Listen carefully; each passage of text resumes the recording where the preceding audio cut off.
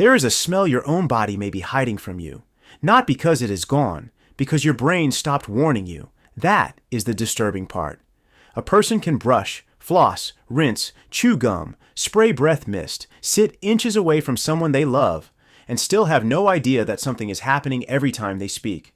Not because they are dirty, not because they are careless, because the human nose is built to adapt. If a smell stays around long enough, your brain quietly files it away as background noise. It turns down the alarm. It stops reporting what other people may still be noticing. And that is where the mystery begins. Because chronic bad breath is not one problem. It can be 4 completely different biological stories wearing the same mask. The tongue, the tonsils, the gums, or the gut. 4 sources, 4 different smell signatures, 4 different treatments. And if you choose the wrong one, you can waste months, even years, fighting a problem you were never actually treating. One person can spend a fortune on mouthwash when the source is hidden inside the tonsils. Another can scrape their tongue every morning while infected gum pockets keep producing odor below the gum line. Another can go to the dentist over and over, only to find out the real source is coming from the digestive system. And the strangest part? The last cause may not involve your teeth at all. The question sounds simple. Why does bad breath come back even after you brush? But the answer is where this story gets uncomfortable. Most people think bad breath is a hygiene problem. Brush more, floss better, use stronger mouthwash, chew mint gum, stop eating garlic. That advice works for temporary breath. It does not explain chronic breath odor that returns again and again, no matter what you do. That kind of odor is different. It behaves like a clue. It appears in patterns. Morning breath that smells rotten and sulfur-like. A throat odor that feels deep, concentrated, and almost impossible to rinse away. A metallic smell that seems to stay all day. A sour, fermented smell that gets worse after meals. Those are not random. They are signals. And the problem is that most people are never taught how to read them. They are taught to cover them. That is the entire breath product industry. Cover it, mask it, mint it, spray it, burn it with alcohol mouthwash, make the mouth feel clean for 20 minutes, then pretend the mystery is solved. But masking a signal is not the same as understanding it. A mint cannot clean a tonsil crypt. Mouthwash cannot close a periodontal pocket. A toothbrush cannot fix dry mouth caused by medication. And a tongue scraper cannot solve gas coming up from the digestive system. That is why chronic bad breath feels so defeating. People keep buying products, but the problem keeps coming back. Not because they are failing, because they are being sent to the wrong crime scene. If Mouth Secrets is new to you, hit subscribe now, because this channel is built for exactly this kind of investigation. We do not chase random hacks.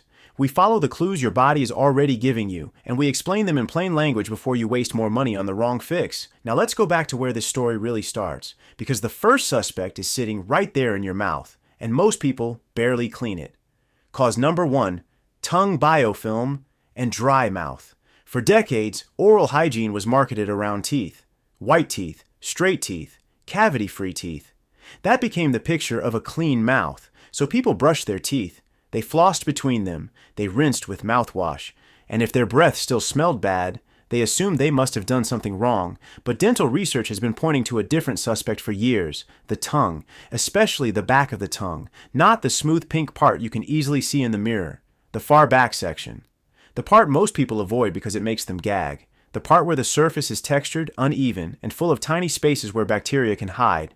Think of it like carpet. Now imagine food debris, dead cells, saliva proteins, and bacteria settling into that carpet every single day. Over time, bacteria form a layered community called biofilm, not just loose germs sitting on top. A protected microbial layer that builds, feeds, and produces waste. And some of that waste smells like sulfur. Rotten, eggy, sharp. The kind of smell people recognize immediately, even if they do not know where it is coming from. That is the first biological source of chronic bad breath. Tongue biofilm. And here is where the story takes a turn. Most people who clean their tongue are not actually removing the biofilm. They are brushing it with the same toothbrush they use on their teeth. That may help a little. But often, it just smears the coating around. A dedicated tongue scraper works differently. It pulls material forward and off the surface. For many people, the difference is immediate. But then researchers and dentists notice something strange. For some patients, the tongue coating comes back fast, not the next morning, within hours. And when that happens, the question changes. It is no longer just, are you cleaning your tongue? It becomes, why is your mouth rebuilding this environment so quickly? That is where dry mouth enters the case. Saliva is not just moisture, it is part of your immune defense. It washes surfaces, it buffers acid, it helps control bacterial growth, it carries protective proteins, it keeps the oral environment from turning into a bacteria-friendly swamp. So when saliva drops, odor-producing bacteria thrive. And dry mouth is not rare. It can come from dehydration, mouth breathing, sleep, aging, radiation therapy, autoimmune conditions, diabetes, and very commonly medication, blood pressure medication, antihistamines, antidepressants, diuretics, sleep aids, pain medications. A person can be brushing perfectly, flossing perfectly, scraping their tongue, and still be fighting odor because the mouth has lost one of its natural defenses. That is not a character flaw. That is chemistry. And the smell signature here is usually clear. Sulfur, rotten egg. Worse in the morning. Worse after long periods without water, food, or saliva flow. Mostly from the mouth, not the nose. If that sounds familiar, the first suspect is not your stomach. It is your tongue environment. But that was only the beginning, because the second source hides deeper, behind the tongue, in a place your toothbrush will never reach. Cause number 2, tonsil stones. There is a kind of bad breath that survives everything. Brushing does not touch it. Flossing does not touch it. Mouthwash barely changes it. And the reason is almost disturbing. The source may be trapped inside small pockets in the tonsils. Tonsils are not smooth. They have folds, pits, and crevices called crypts. In some people, those crypts collect debris. Tiny bits of food, mucus, bacteria, and dead cells settle inside. Then they harden, they calcify, and they become tonsil stones, small white or yellowish chunks that can smell shockingly bad. Some people cough them up and panic. Others never see them at all. But the odor can be intense because the bacteria living inside those crypts can produce powerful smells in a very small space. This is where the story gets darker. A person can have perfectly healthy teeth and still have breath odor coming from tonsil stones. They can see the dentist twice a year. They can have clean x-rays. They can floss every night. They can be told, everything looks fine. And the problem can still be sitting at the back of the throat, outside the usual focus of a routine dental cleaning. Imagine living with that for 2 years. You buy mouthwash, then a stronger mouthwash, then the whitening rinse, then breath strips, then sprays, then probiotics, then gum. You spend hundreds of dollars trying to disinfect the mouth, but the odor source is not on the teeth. It is tucked in the tonsils. This is why chronic bad breath can feel humiliating. People assume the problem must be obvious, so when they cannot fix it, they start blaming themselves. But tonsil stones are easy to miss if nobody is looking for them. The clues are specific. A feeling like something is stuck in the throat. Bad taste that seems to come from the back, not the teeth. Occasional white or yellow chunks. An odor that is concentrated, decaying, and different from regular morning breath. And here is the important part. Do not dig aggressively into your tonsils. Do not injure the tissue while trying to remove something you cannot see. If you suspect tonsil stones, the right move is to talk to a dentist, physician, or ear, nose, and throat specialist. Because this is not about forcing something out. It is about identifying the real source. And once the tonsil source is treated, some people finally get relief after years of blaming the wrong part of the mouth. But the internet often leaves out one important detail. Sometimes there is more than one source. A person can have tonsil stones and gum disease, or tongue coating and reflux, or dry mouth and digestive problems. That is why the next suspect matters so much, because this one is not just about embarrassment. It may be a sign of infection. Cause number 3, gum disease. This is one of the most serious causes of chronic bad breath because it is not just a smell problem, it is a tissue problem. In its early stage, gum disease is called gingivitis. The gums become inflamed. They may bleed when brushing or flossing. They may feel tender. But in the advanced stage, periodontitis, the infection moves deeper. The gums begin pulling away from the teeth. Small spaces form between the tooth and the gum. Those spaces are called periodontal pockets. And those pockets can become hidden bacterial chambers. This is the part people miss. A toothbrush cannot clean deep inside a periodontal pocket. Floss may not reach the bottom of it. Mouthwash can swish over the area, but it cannot solve an infection living below the gum line, so bacteria stay there. They feed, they multiply, they produce volatile sulfur compounds, and the smell can persist all day, not just in the morning. Dental literature has connected periodontal disease, tongue coating, and oral bacteria with bad breath for years. The science is not saying every case is the same. It is saying that odor is often tied to bacterial activity. And in gum disease, that bacterial activity can live in places home care cannot fully reach. That is why a routine cleaning is not always enough. A person may need a full periodontal evaluation, where the dentist or hygienist measures pocket depths around the teeth. Those measurements are usually recorded in millimeters. That number matters, because it tells you whether the gum tissue is healthy and tight, or whether bacteria have space to hide below the surface. If your gums bleed regularly, not once in a while but often, do not treat that like a normal inconvenience.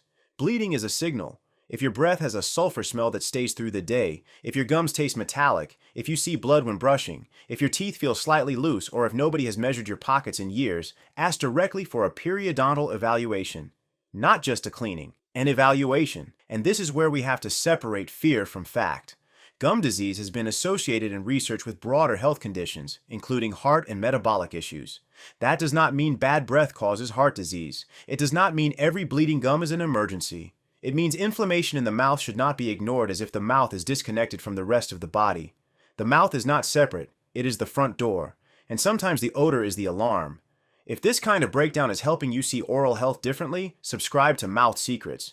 We take the things people whisper about, the things they are embarrassed to ask, and we investigate what is actually happening without turning it into a lecture. Now we have 3 suspects: the tongue, the tonsils, the gums. For most people with chronic bad breath, one of those is involved. But not everyone. Some people clean their tongues, they check the tonsils, they treat the gums, they do everything right, and still, something remains. A sour smell, a fermented smell, a smell that feels like it is coming from deeper than the mouth. That is where the investigation moves below the throat. Cause number 4, gut dysbiosis. The gut explanation is where bad breath becomes controversial, because online this topic gets messy fast. One side says all bad breath is gut health. Another side says gut-related breath is basically a myth. TikTok sells chlorophyll water, parasite cleanses, detox drops, gut resets, and miracle probiotics as if every odor has the same cause. But real life is not that simple.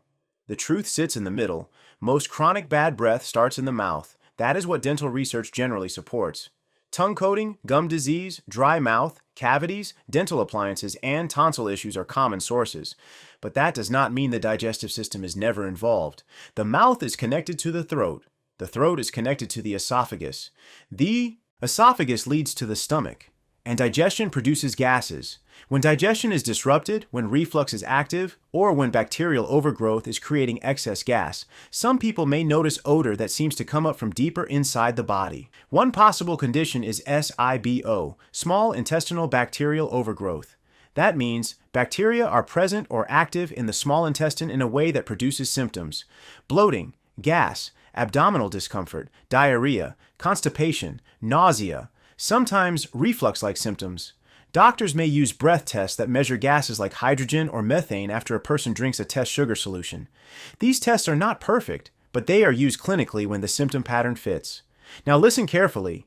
This does not mean everyone with bad breath has SIBO. It does not mean you should diagnose yourself from a TikTok video. It does not mean buying a random cleanse is the answer. It means that if the odor is sour, fermented, or acidic, if it gets worse after meals, if it seems to come through both the mouth and nose, and if you also have digestive symptoms, it may be time to talk to a gastroenterologist. Not buy stronger mouthwash, not scrape harder, not panic. Investigate. Reflux can also contribute to odor. When stomach contents move upward, the throat can carry a sour or acidic smell. Some people get heartburn. Others get silent reflux, where the throat is irritated without classic burning pain. Again, the clue is a pattern. Does it get worse after large meals, after lying down, after certain foods, after coffee, alcohol, spicy food, or late-night eating? Does the odor feel sour instead of rotten? Does the mouth feel clean, but the smell seems deeper? Those details matter, but social media often turns details into drama. It takes one symptom and builds an entire story around it.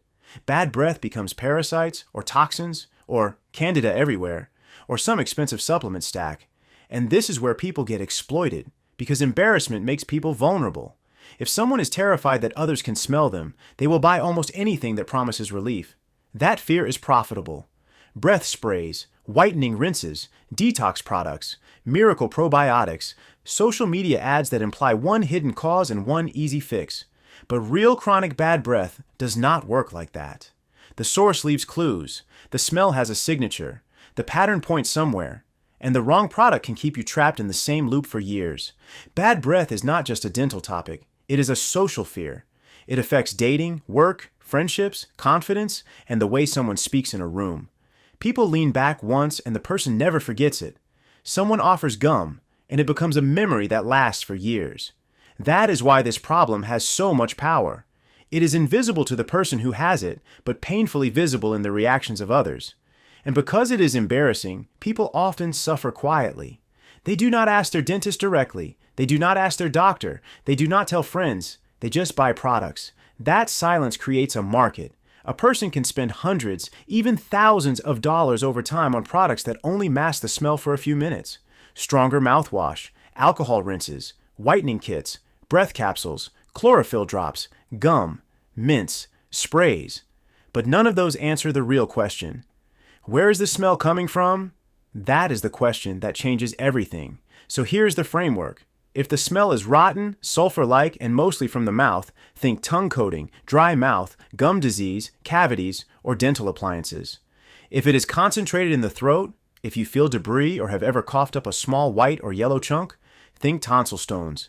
If it is persistent through the day with bleeding gums, metallic taste, or deep pockets, think periodontal disease and ask for pocket measurements. If it is sour, acidic, fermented, worse after meals, and connected to bloating or reflux, think digestive evaluation. And if it smells like ammonia, sharp, chemical, almost like a cleaning product, do not treat that like normal bad breath. That can point to a medical issue involving body waste processing, especially if it comes with fatigue, swelling, changes in urination, confusion, or feeling unwell. Call a doctor. The point is not to diagnose yourself from a smell. The point is to stop guessing randomly, because guessing is expensive. Guessing is exhausting, and guessing keeps people ashamed. Here is a simple 2-minute observation you can do today. Lick your wrist, let it dry, smell it. That gives you a rough sense of what your saliva smells like once it dries. Then look at the back of your tongue in a mirror, not just the front, the back. Is there a thick white or yellow coating? Then think about direction. Mouth only? Nose only? Both. Then think about timing. Morning only? All day? After meals? After dry mouth? After certain foods? Those clues do not replace a professional exam, but they help you ask a smarter question when you get one. Instead of saying, I have bad breath, you can say, the smell is worse after meals and feels sour. Or, it seems to come from my throat and I sometimes feel debris back there. Or, my gums bleed and I want pocket measurements. That is a different conversation, and different conversations lead to different answers. At the beginning of this story, the terrifying idea was simple. Your own nose may not be telling you the truth, but maybe the deeper truth is this. Bad breath is not one enemy. It is a signal coming from a specific source. The tongue, the tonsils, the gums, the gut. Sometimes one, sometimes more than one. And the tragedy is that so many people spend years blaming themselves when the real problem was that nobody showed them how to follow the clues. A mint can hide a signal. Mouthwash can mute it. But neither one solves the mystery. The source is still there, waiting to be found. So if this helped you think differently, hit like and subscribe to Mouth Secrets. This channel is built for the dental mysteries nobody explains clearly, the scandals hiding behind beauty standards, and the health clues your mouth may be giving you before the rest of your body gets loud. And I want to ask you something. Which could surprise you the most? The tongue biofilm? The tonsil stones? The gum pockets? Or the gut connection? Drop it in the comments, because sometimes the clue that changes everything is the one nobody thought to look for. And once you know where the smell is really coming from, you can stop chasing cover-ups and start solving the case.